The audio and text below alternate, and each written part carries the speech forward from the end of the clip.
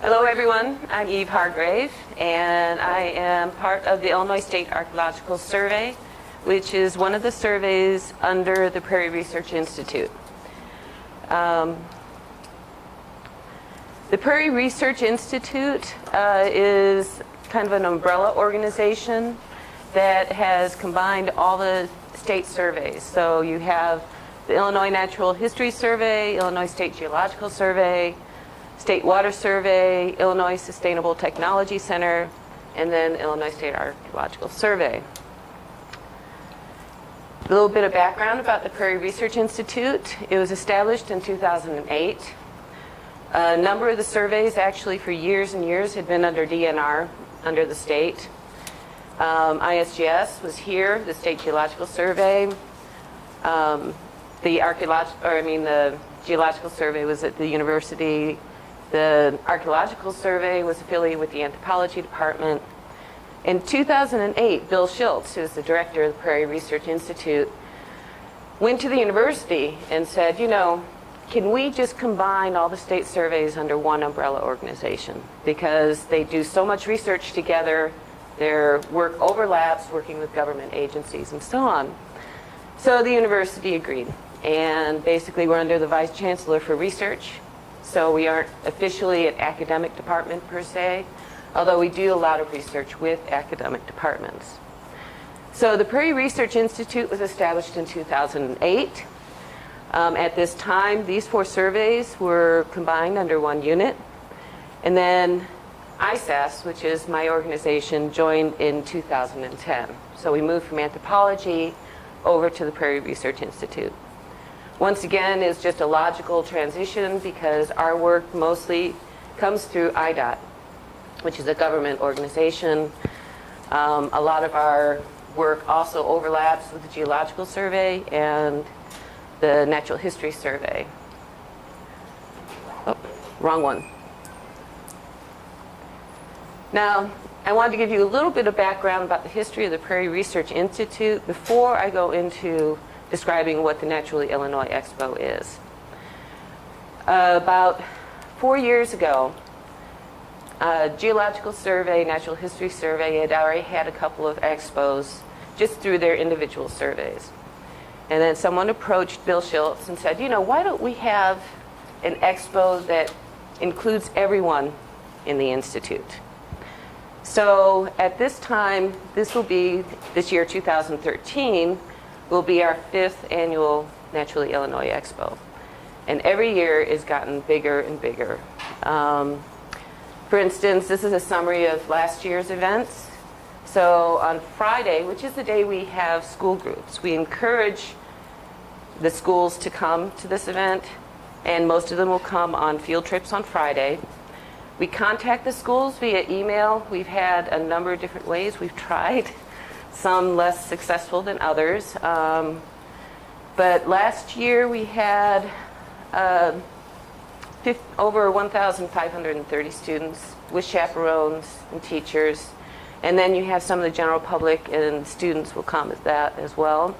And on Saturday, which it tends to be the calmer day, we have over 1,000 family and general public.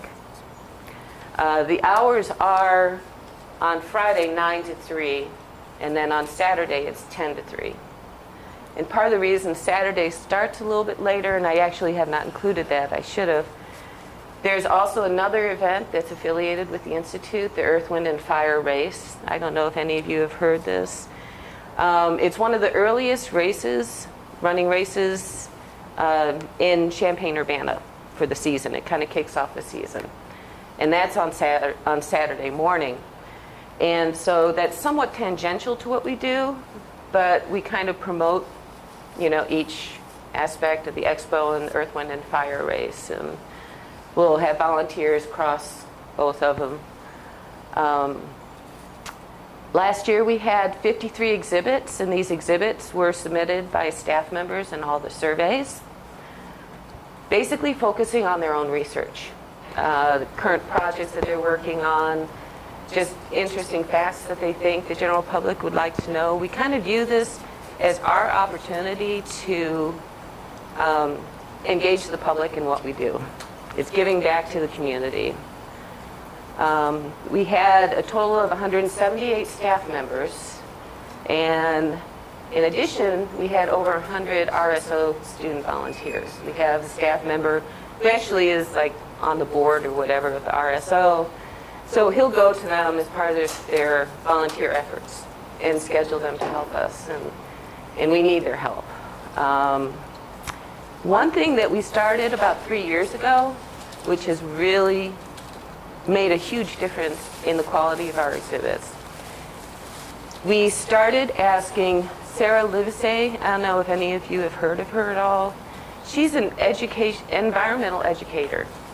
And what she does is she goes around to various places, government organizations, places like, or organizations such as our surveys, and makes presentations to scientists on how do you convey information to the general public.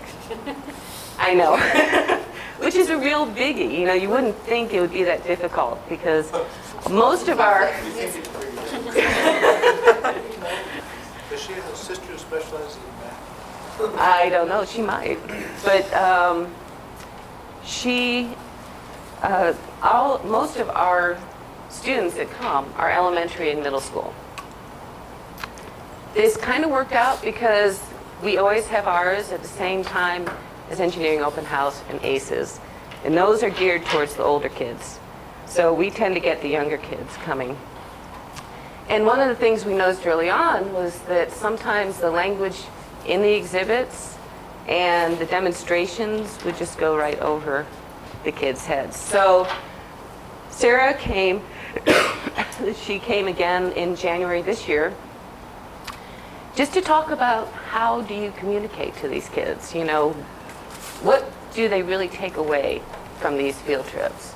And I think it was a real eye-opener to most of the scientists when she said, you know, they may be there for 4 hours and they're going to come away with 5 things. They're like, wow. So it really made a difference for the exhibitors in terms of trying to simplify their exhibits, make it more hands-on to the students, to engage them more. And the parents and the families love to come on Saturday. Lots of times we have on some surveys, parents will indicate their child came on Friday in a class, wanted to come back on Saturday. So the whole expo is fully funded by donors.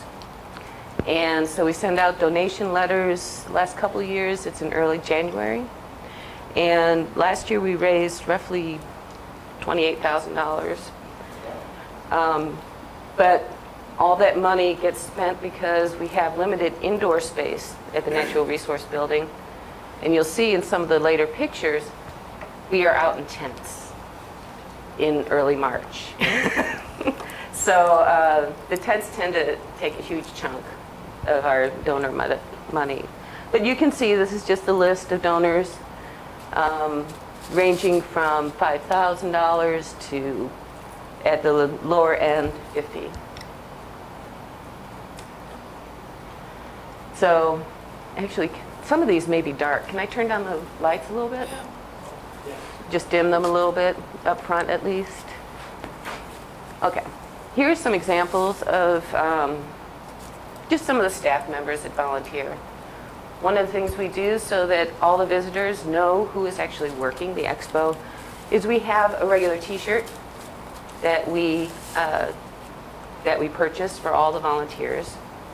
And as you can see, they're passing them out right there.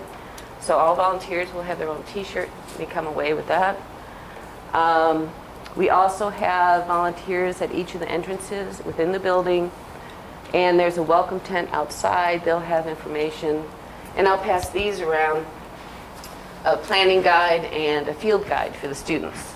So I'll go ahead and pass these around and explain that in a little bit. And then this is also a great opportunity for the Institute staff to actually get to know each other. I mean, all the surveys tend to do their own research, their own work, in their own unit. Occasionally they'll overlap, but this is a great opportunity for the staff members to actually get to know each other and say, wow, you know, Like in geology, they're doing a lot of LiDAR-based research. Well, in archaeology, that's a perfect, resource for us to identify archaeological sites. So through events like this, we can actually communicate and talk about current interest in collaborative efforts. So we have on Friday afternoon, after everyone goes, we have a reception for all the staff. Now, reaching out to the schools, this is just to give you a sense of what we have on Friday. This is from last year. So we had, you can see the summary of the schools. Most of the schools tended to come in the Champaign-Urbana area, but we did have some schools come from other areas, Georgetown, Danville, Rantoul. And then on Saturday, we also will get at least a couple of boys and girls clubs, and Girl Scout troop came last year. Now, we were talking about the public engagement grant. Last year was our first year that we applied for a public engagement grant, and we got it. And the goal of the grant was mainly to cover the cost of bus scholarships for schools with lower socioeconomic profiles. I think the cutoff was 50% free and reduced lunch. And so when we reach out to the schools in late December, early January, we also tell the teachers, we have this resource. Contact us. We can cover the cost of the buses. And this has made a big difference. For instance, as you can see here, last year we offered it to 9 schools and 2 boys and girls clubs, totaling, $1,687 for 536 students who might not otherwise have been able to come to the event. So, to give you an idea, just the setup, how many of you are familiar with natural resource building at all? It's over by the cemetery off Pennsylvania. So, it's a really old building. Kind of has narrow hallways, and it's definitely a research facility. So, the amount of space inside for exhibits tends to be pretty limited, depending on what the exhibits are. If they need a larger area, because we have to think about accommodating students, and so on. So, a number of years ago, they took to using tents. And so, we have a whole system set up for our tents. As you can see here, this is the calm before the storm. The natural resource building is kind of a U-shaped building. The tents will be in the front, in the middle area, and off to the side. As you can see, the different setups of the tents here. Oh, that's how I went back. Okay. And this is the beginning. Are these too dark for you? You can see what they are. Okay. Okay. So this is the kids arriving, and most of them, we have a schedule set up where the person taking the group reservations tries to stagger the buses. The first few years, it's like everyone arrived at once, which is just pure chaos. So now we kind of have a system in place, and we're encouraging more teachers to come after lunch. We do have facilities for the students to actually have lunch at the expo with tables and everything. So we schedule that, of course, too. A lot of this is crowd control, particularly on Friday. So this is just to give you a sense of the different types of exhibits that we have. I'm going to show you some images of the various Natural History Survey exhibits. Mussels and fish, as you can see right there. Once again, oh, why is that doing that? Okay. Right there, she has holding the fish, and it's something tangible that the kids can actually see and touch. And then there's a vat there about mussels, just describing and discussing the various mussel species in Illinois and invasive species. Here's some more general natural history exhibits. There's one there, obviously, with an owl. They're very involved with the Vet Med Wildlife Clinic. The bugs are a real hit. They have all these trays full of bugs, plus live bugs right here. So you can imagine the reaction that you get from the different students when you see a bug that big. Last year we actually had a honey exhibit. So that's actually a hive there, you can't really see. And then they had a stuffed honeybee where they kind of showed the kids, you know, how pollination and everything. Fishing, this was last year too. Unfortunately, the scheduling is such they can't do it this year. But last year, they actually, I think they used it as an excuse to go to the Wabash River, actually, because they had to take a special trip to get the fish. We had a tub here. They went to the Wabash River and got a variety of fish. In the swimming pool, as you can see, they even had their boat parked so that all the kids could actually see the boat that they used to go out and catch fish. And they would go ahead and catch the fish. It's a big fish. I think they had a carp maybe. You know, the Natural History Survey is really involved in working with the carp invasion. And so what they do is they catch these, there are tadpoles in there and some other fish, and they would catch them and hold them just below the surface of the water so the kids could touch them, you know, and just get real close and see, because a lot of these kids have never seen live fish, certainly not one this large. Or tadpoles. You know, we have actually that one, the image in the far right, has an image of a tadpole that's about this big, you know. So that was a real hit. And of course, at all these exhibits, we have the antibacterial things that they can all wash their hands after.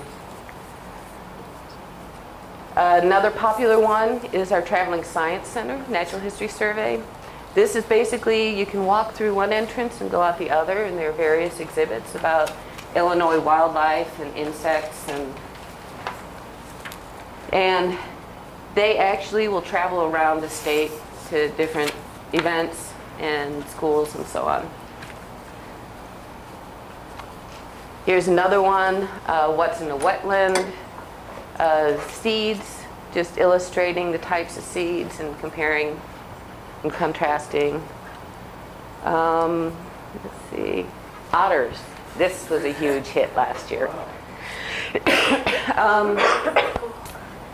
And fortunately, they're coming back this year.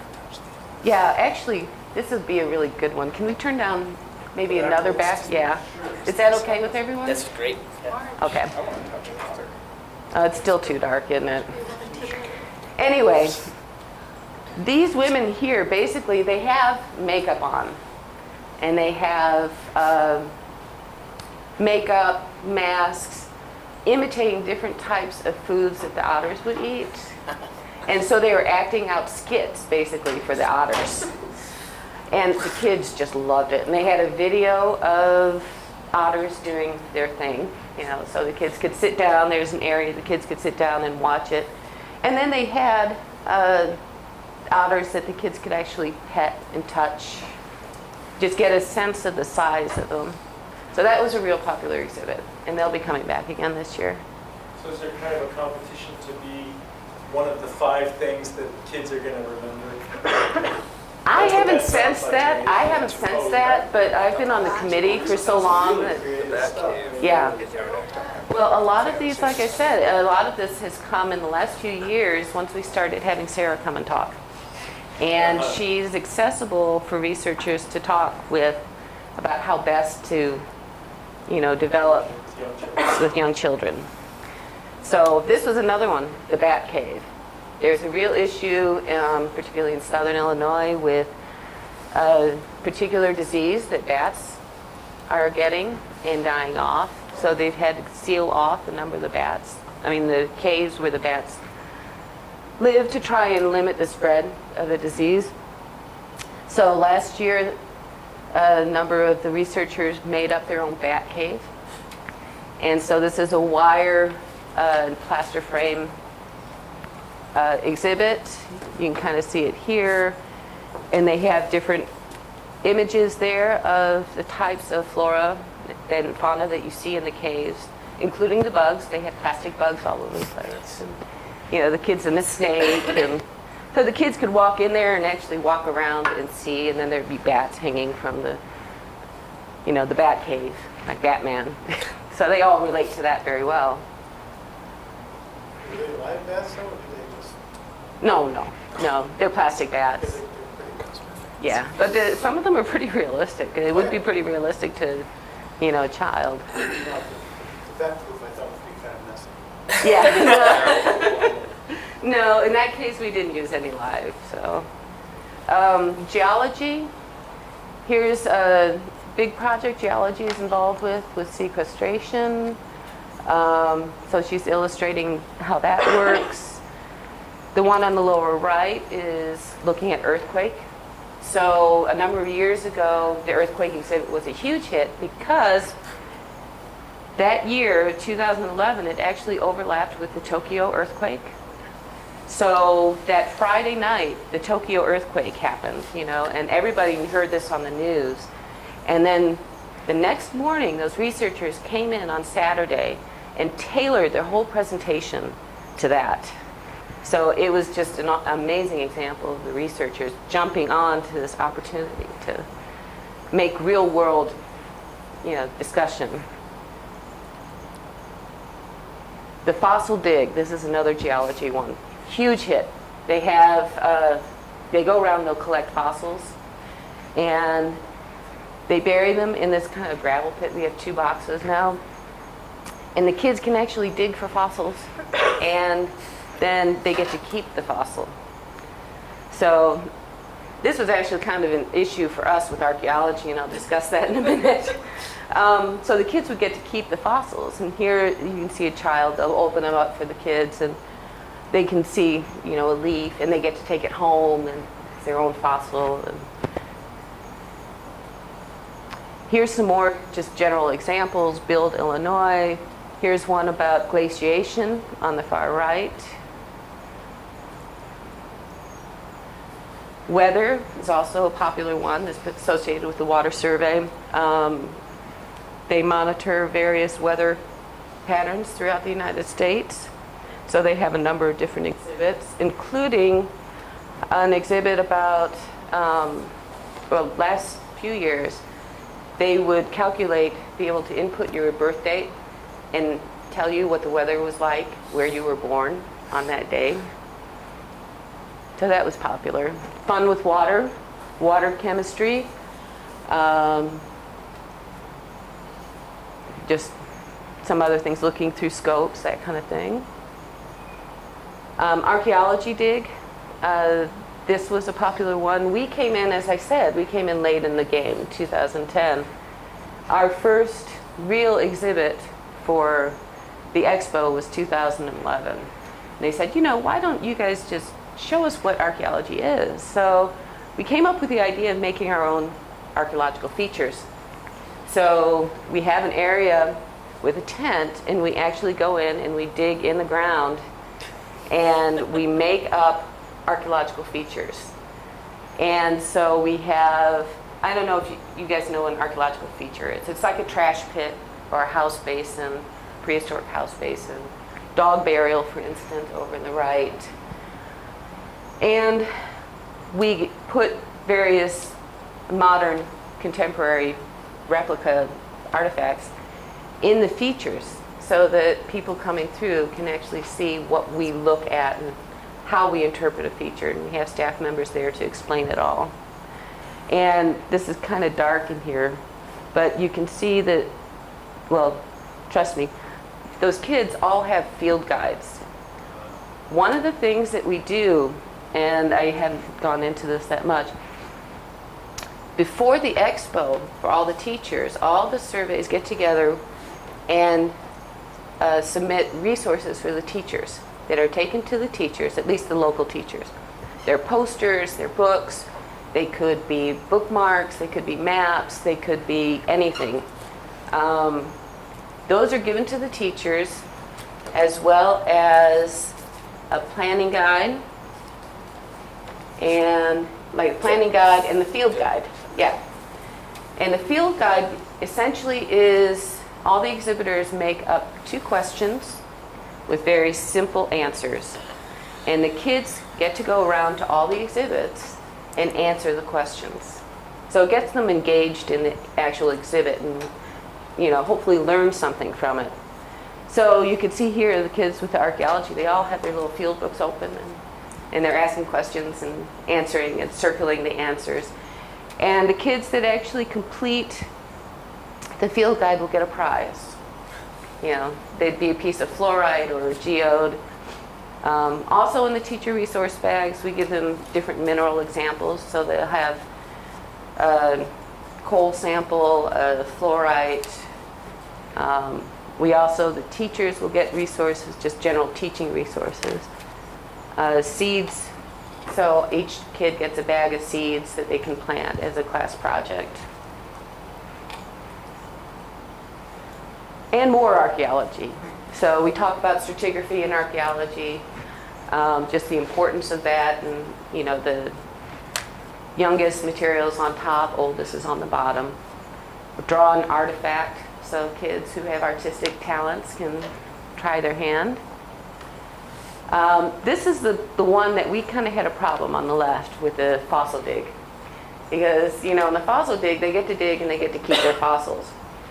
We had a series of 4 large trays like this that we filled with sand, and we put in examples of artifacts. So they'd be like chert flakes, replica projectile points, pieces of ceramic, bone. And so the kids have cake knives, so they can actually try their hand digging, and they'd want to keep it all.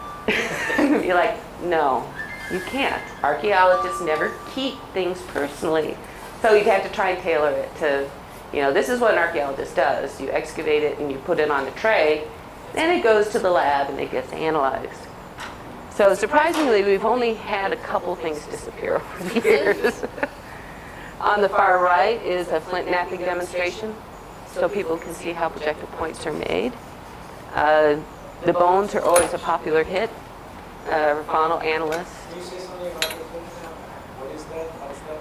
Well, the prehistoric Native Americans, and actually around the world, the stone tools, Flint Knapping refers to the way these stone tools are made.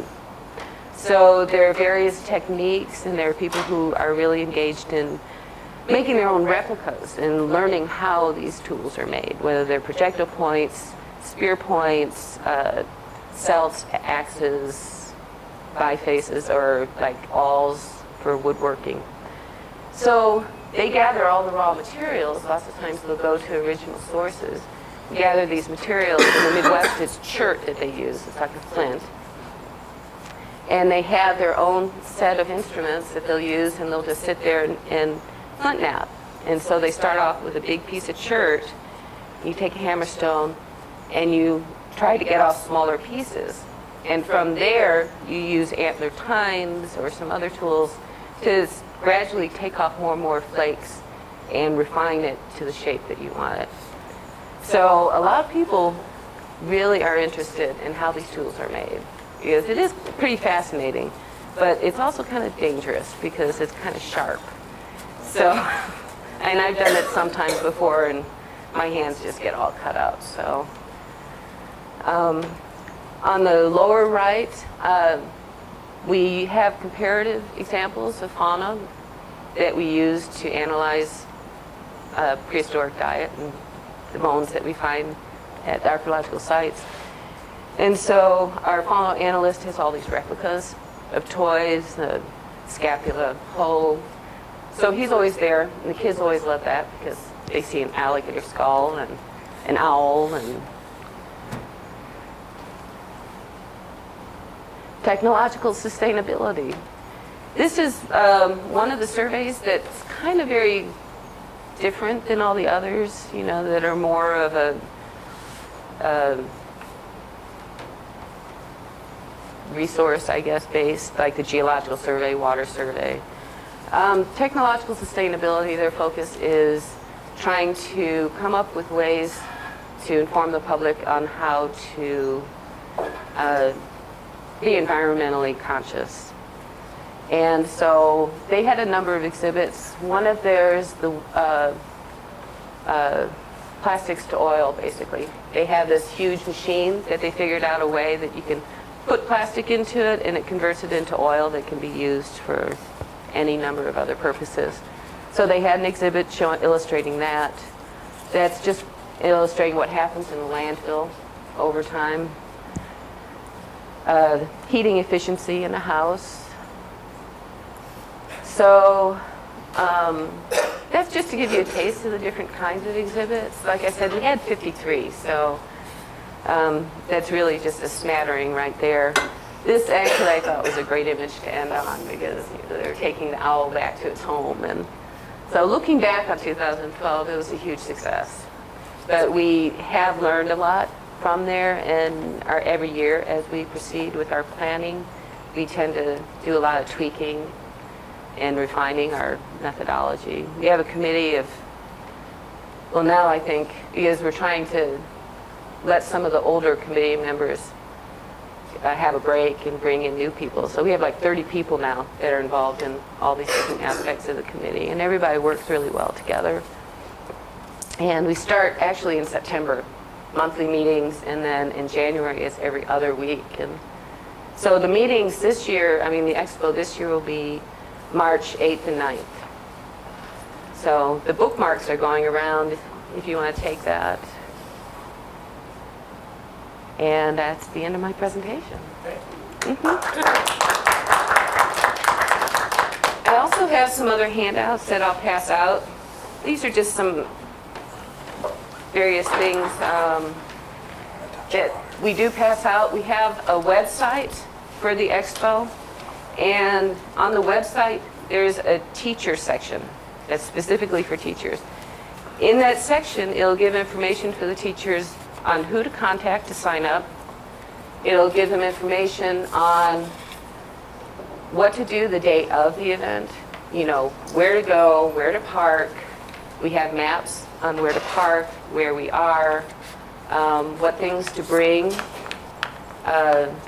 One issue we had for a number of years was lunches being scattered all over, so we had to develop a system, bring them in bins, named. And also we have the different researchers will submit PDFs of different types of resources for the teachers to use before and after the expo. So they can download those things too. So this handout for mosquitoes, who is it? General public. So teachers, general public, and the teacher resources that we have actually, But it's not for kids necessarily. not necessarily, no. So it would be for older kids, but you know, a teacher could download that and pick out select aspects of it to discuss with the kids. So there are a lot of the PDFs that are downloadable are really designed for the kids. I mean, they're like, you know, very simple drawings, and then some of them are clearly designed more for the teachers, so that the teachers have some background information on the exhibits. And then, as I said, we try to get the resource bags to the teachers before the expo, if possible, just so that they can do some show and tell the kids, kind of get them primed for the expo event. Last year also, we had fewer bus scholarship submissions than we had anticipated, so we had leftover money from the public engagement grant. So we went to the Office of Public Engagement and asked, you know, could we shift some of these funds to actually purchasing additional resources for the teachers, and in addition to the teachers, to the school libraries. So we purchased a number of publications from the surveys that the teachers and the individual school libraries could have. Similarly, posters that they could put up. So there really are like 3 different levels of the resources that we pass out. I have a question on the expo per se, the archaeology. What are the mechanisms? I know they did Hargrave, and they were identifying these bones of Richard III this last week. There must have been archaeological techniques involved in that identification in addition to the carpentry. Well, the carbon dating would date it to just a little bit. What really, I mean, that refined it to like a 50-year period. So the clincher was the DNA. So they actually had a DNA sample. I'm not quite sure what part of the skeleton they pulled it from, but they compared that to known descendants of his sister, and that's what clinched it, because there's a marker there that like 0.02% of the population has. So, and now I guess there's a big controversy: is he going to be buried in York or? So, you know, York is saying he's our man. But yes, it's always fun when, you know, archaeology comes up with something that you can actually clearly identify with a historic individual. And we don't usually have that here. Although I take that back. Historically, we have had archaeologists in Illinois who have done excavations at the Lincoln home. And so they interpret that and compare that to the written documents of, you know, what someone at that socioeconomic level would have, consumer goods and diet and just the different types of artifacts, the toys, the crockery, and so on.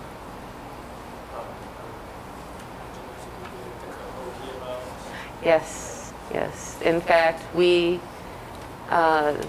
also, for the last 4 or 5 years, well, actually last 10 years, we've been working on part of the new Mississippi River Bridge project, which is through IDOT. It's building a bridge over Mississippi River and shifting I-70 north to try and alleviate some of the congestion on the Poplar Street Bridge.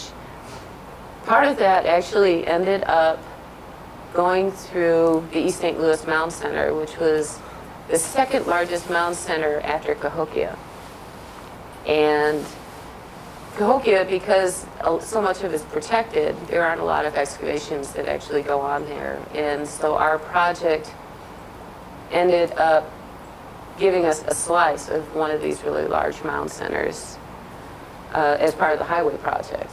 And this is a site that they had thought was destroyed because it's under East St. Louis and under the stockyards, the historic stockyards.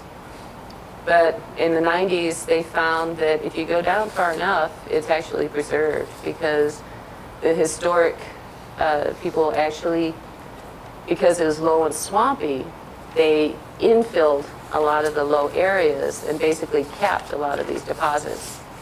And so a large chunk of the site is actually there. And so we were able to get a lot of information. And now a big concern is the highway's going to go through, and there's going to be a lot of development there. And about 80% of the site still remains intact. So there are efforts to try and work with developers to minimize the impact on the site as they work there. And preserving the site is part of preserving it for future excavations, or? Future excavations, as well as just the research potential, and also just, you know, we don't like to really disturb sites if we don't have to anymore. In this day and age, there's so much archaeology going on. There are specific research projects at various sites to get a handle on what's going on. But we really don't like to see sites indiscriminately destroyed without at least getting the information from that. So that's really more of the issue. Is we like ideally to preserve the site because we have a nice sample. I mean, we have like 5,000 features. We found a unknown mound that wasn't on any of the historic maps. You know, thousands of houses, all dating to a 300-year period. And You say thousands of houses? yeah, thousands. So And the city, it was a city. Bigger It- than Paris at the time. Well, Cahokia was bigger than London at the time. And so East St. Louis would be little less populated, but not by much, because it's between Cahokia and the Mississippi River, where you get a lot of traffic and trade going up and down. So, but yeah, there are a lot of people there. And then all of a sudden, at about, I want to say 1150 to 1200, there's a huge fire that goes through the main administrative center of the site, and people are leaving. So we don't know why the site was abandoned. But all of a sudden, we don't find any houses or much material that date to the later end of the sequence. So it's an interesting puzzle. But, so, yes? What does the expo get you? It seems like a wonderful thing, but I talked to somebody from the Geological Survey last year who said he loved it and he thought it was important and he put a lot of hours in it, but his supervisor didn't really care and he thought that this year he wasn't going to do that. Is there a tangible way you can say, by taking time away from research to do this, we get... One of the problems... It's worth our man hours. Yeah, and it's one of those things, and a lot of it depends on the director's opinion. You know, I mean, their view on outreach and informing the community. And, you know, some directors are very supportive of outreach efforts. They view it as part of their mission, as being a state-funded organization. Some of them, one of their big concerns is that the man hours that are taken away to do the expo are taking away the progress of particular projects. So particularly for those high-profile projects that have hard deadlines, it can be an issue. Because, you know, the director's looking at it in terms of, well, we have to get these done, these reports, this research, this analysis completed. So, you know, you spending as much time preparing for the expo is a real issue in meeting this deadline. So, all the exhibitors are encouraged to consult with their supervisors before, you know, doing an exhibit and discussing this issue. And I think they all realize that it is important, that part of our mission as the Institute as a whole is to educate and reach out to the community and get them involved in what we're doing. But there is also the other end of it, is that we're not 100% education. You know, it's like maybe 5%, 10% of the typical staff member does outreach. So there's a lot of going back and forth on that. So what we do try to encourage is, there are some exhibits that seem to come through every several years, you know, the same exhibit, particularly the really popular ones. And then they kind of tailor off for a couple of years. And it's kind of the compromise, because it is a big investment for the staff member to, you know, to put these exhibits together and to be there when you're inundated with all these first, second, third graders, and, you know, they're all really excited. And it's a great experience, but it's pretty exhausting too. A lot of time to set up. It is a lot of time to set up. We actually are going to set up the tents on Monday. And last year, another issue is, you know, the weather's always iffy in early March. So it's hit or miss. We always have heaters for the tents. Sometimes they don't work, but we hope that they'll work this year. But last year, the real issue was the wind. We had like 30-mile-an-hour winds after we put the tents up. And just weighing down those tents, I think they almost lost a couple of the tents. A couple of the braces broke because the wind was so strong. So, you know, it's a learning lesson. This year they're adding more concrete weights and interspersing them more, you know, more along the sides to hold the tents down. And because it was a pretty brisk wind. It was kind of scary, actually. Contents of big sales, catch them. It was pretty much like that, yeah. Is it at the size you want? Like, are you looking to expand it? Is there any possibility of even expanding it, or the physical constraints? We too actually large? would love to expand. Bill Schultz feels very strongly that he'd like to keep it at Natural Resource Building because he views that kind of as the home of the Institute. But the building is old. They're hiring more and more researchers, so space gets more and more limited, which means more tents outside. You should just use this as a pitch to get them to build you a new building. We're working on it. Because another issue with the Institute too is all of us, or most of us, have a lot of collections, a long history of natural history collections, geological collections, archaeological collections, and all of us are running out of space for storage. So I do know that they are working on trying to get a new facility, but as you are aware, I don't think anyone's very optimistic. Well, if